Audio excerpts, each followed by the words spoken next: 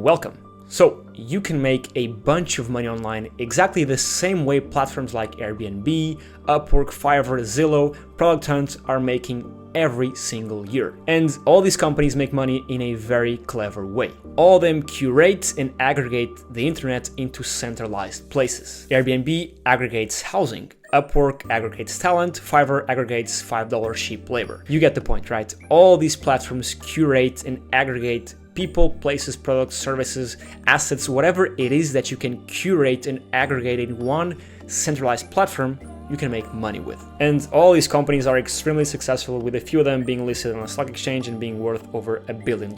And myself, I'm personally building one. It's called Vetted, and essentially what we do is we curate and aggregate people into, again, one centralized place. But I don't want to bore you with that because this video isn't about me. It's about you and how you can make money with these curation platforms. And so I want to show you exactly how you can do the same. Whether you're a beginner entrepreneur, you're a seasoned one, or you're just starting in business, you too can make money by curating and aggregating the internet. Now, this seems very simple, and it is simple. However, it is not easy. With that being said, let's just jump straight into my magic whiteboard and get started with the training. Right, let's get started then. Curation platforms. What are curation platforms? These are platforms that you're very well aware of, that you know already, right? Like I said before, Zillow, for example. Zillow is a platform that aggregates houses solely for the United States, right? You can go on here, there's a bunch of filters, and you can see different houses, different pricing. You can rent, buy houses. Essentially, again, a platform where they aggregate places.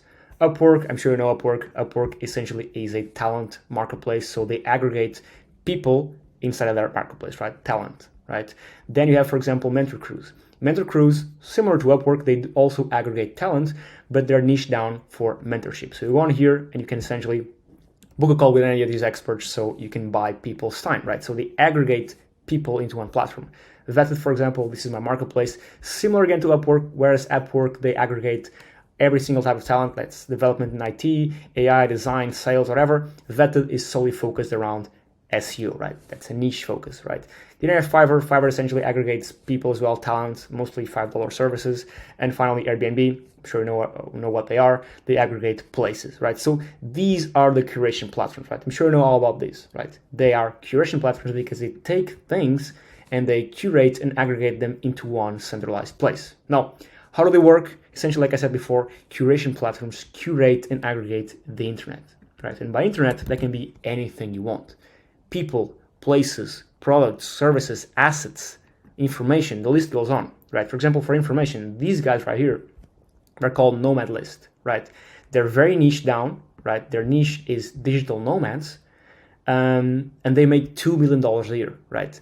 They're essentially a platform that aggregates, in this case, they aggregate both people and information, right? In terms of information, they aggregate information for example, different places around the world where nomads would like to visit or stay on. They tell you how the Wi-Fi is there, what's the pricing for the food, pricing for the rent, essentially a place where they're aggregating people and places, information into one centralized place. And again, they're making $2 million a year. And I'll go over in a bit how, in fact, these platforms can be monetized, and it depends heavily on the type of platform, type of curation platform you want to create. Again, if you can aggregate anything into one centralized place, you have a curation platform, right? And there's 100 different niches you can do this on, right? You would never have thought about this, right? Maybe I'll create a curation platform for digital nomads, right? And aggregate information and people, right? Super niche, right? Of course, you might think of Airbnb, which is one of the biggest ones out there, but there's a lot of things and a lot of ways to capitalize on this story, right? Before I tell you how to capitalize on this and what you can do, let me tell you how most of these make money, right? Because at the end of the day, it's all about the money, right? How do these curation platforms make money? So monetization depends on your niche, and I'll go over the niche in just a second here because the niche is super important, and it's divided into two things, right? I'll go over that in just a second, sorry, but it is the actual location of the niche and the industry. But again, I'll dive into those in just a second. Now, you can be very creative here, right? Here are some of the ways most of these curation platforms are monetized, though. So these are some standard monetization structures. So paid listings, right? One-time fee or recurring fee. For example, let's say Airbnb would charge you to list your place on here, right? Either you'd pay them, I don't know, a monthly fee every single month to be listed on here, or just a one-time fee. There's some curation platforms that do this, right? And I won't go over them right now, but maybe in a future video, right? Email list blast fees. For example, Vetted right here. Vetted essentially, like I said before, we curate and aggregate SEO talent, right? You can pay us to email your service or your profile to our multi-thousand people email list, and your service, your listing essentially is blasted and a bunch of people see your service, right? So you can pay these people, these platforms, to essentially, if you're a platform, you can make money by email blast fees. And this is interesting because this is yet another asset inside your asset, right? So your asset, your main asset is your curation platform. But if with that you build an email list, right? You build an email list which you can leverage, you can make money in that regard. Hopefully this made sense, right? Then highlighted listings. For example, you could pay to have your listing pop up first, or you could pay to have your listing pop up in a yellow fashion, right? With a yellow highlight to pop up, right? Highlighted listings. That's very, very popular in these curation platforms, right? Affiliate links, affiliate deals, right? Ads.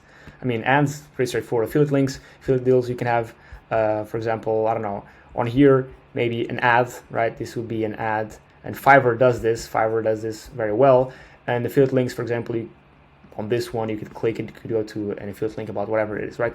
These are just some of the curation platforms I've put on here, but there's a bunch of different things you can make. And I have some here, which I think are very, very interesting, but I'll go over those in just a second here. Then, transaction commissions, right? It's how most freelance marketplaces work. It's how Vetted works as well, right? You have your curation platform. There's a buyer, right? And a seller. They use your platform to transact, right? And you take a fee, right? For example, on Vetted, if you buy a service, the platform takes a percentage, right?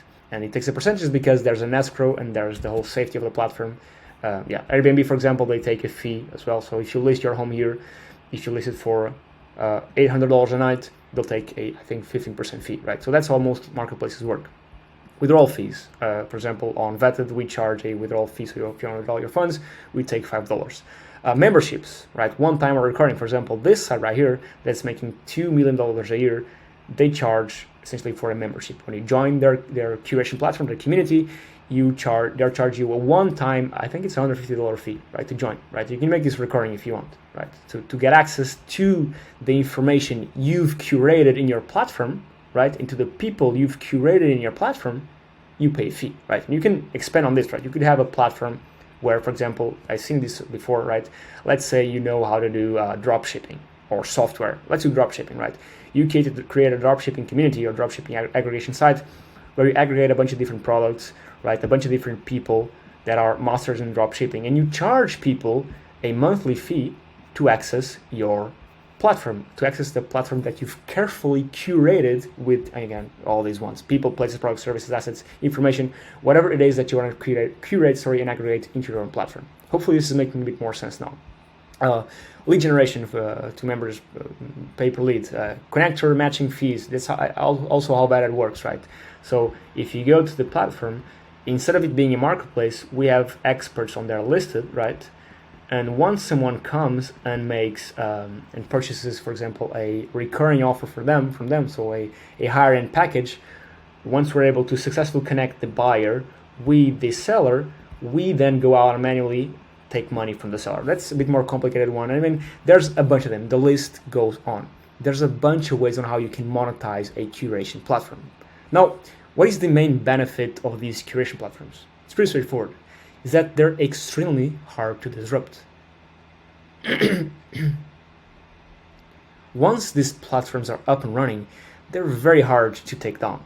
So, I mean, how would you take down Airbnb, right? How would you take down Fiverr? How would you take down Upwork? These are billion-dollar companies. They're publicly traded, right? So they're very, very hard to disrupt, right? But that's why they're so powerful, because once they're up and running, they're a money-making asset. Now, how can you tackle this? Like, how can you fit in here? It's to focus on a niche. That's also a way to disrupt the industry. For example, I would never be able to compete with Upwork. These guys make billions. I mean, they're worth billions. They make multi-hundred millions every single year. Why would I create a new Upwork? I would never be able to compete. So what I did is I took a niche, right? SEO, from sales and marketing, and built my own platform like so, right? How could Zillow compete with Airbnb? I mean, maybe they could, I don't know. What they did is it just took a location, right, just the US, and competed that way based on location, right? Mentor crews as well. I mean, the list goes on. For example, as they say, the riches are in the niches. It's super cliche, but it's so true. Again, that's how Vector became so successful. Sorry, because we niche down. You have to become an authority in your niche, whatever it is, right? And you can and should niche down in two ways. This is very, very important. This is the golden sauce here. It is location and industry. For example, with Vetted, we niche down to SEO. With Zillow, they niche down just for the US, right? For example, with Nomad List right here, they niche down just for digital nomads, right? The list goes on. Like I said, Airbnb, for example, this is a very other good example, sorry. Airbnb started only in San Francisco, then they expanded. They started niche down, then they expanded. Amazon started only as a bookstore, then they expanded. This is an industry-based niche, right? They started selling books, and this is a location-based niche. They started just in San Francisco, and then they expanded worldwide, and then Amazon, I mean, you know Amazon, they expanded worldwide as well. So you get the point. Niche down in location and industry, right? And that's it, right? That's what a curation platform is. That's how they work. That's how you can make money with them. The main benefit is, again, that they're very hard to disrupt once they're up and running. I mean, just try and compete with Airbnb. It's impossible, right? Because they have the flywheel effect going, right? It's very, very difficult. And why you should focus in one niche, right? Now, I want to go over super quick here a couple examples, right? These guys, for example, they're a wedding venue, right? They just focus on wedding venues, right? They can even do location-based. This one is just for parties in whatever place. This is just for luxury rentals, like Airbnb, but for luxury, right? $2,000 a night, right? Super, super expensive. They took the Airbnb, the curation platform Airbnbs, and niched it down to just the luxury rental. Vetted, like I said, just focus around SEO. This one, just for boats, right? This is a Portuguese platform. It's all in Portuguese, but this is a directory for cars just in Portugal, right? They're not a worldwide directory. They're niched down based in location just for Portugal, and they used to be just for cars. Now they expand for motorcycles and boats. In my opinion, if there's a lot of opportunity in this market to create just one for motorcycles, because you got to niche down to be successful. So if you would like to take these guys down in your country, whatever it is you're working on, and you want to build a curation platform for listing vehicles, you'd start with niche. They started with cars, they expanded them just like Amazon and Airbnb, but they started as cars. So hopefully this makes sense. Hopefully this video is valuable to you. I'm going to start pumping out a lot more content that's around this topic, so make sure to follow me on Twitter. Go to Twitter and type in via SEO ABM, so that's Vasco ABM. I'm going to post a lot of content there. There's a lot of value on there that I don't post here, so make sure to follow me, drop a like, drop a sub, and I'll see you next week. Cheers.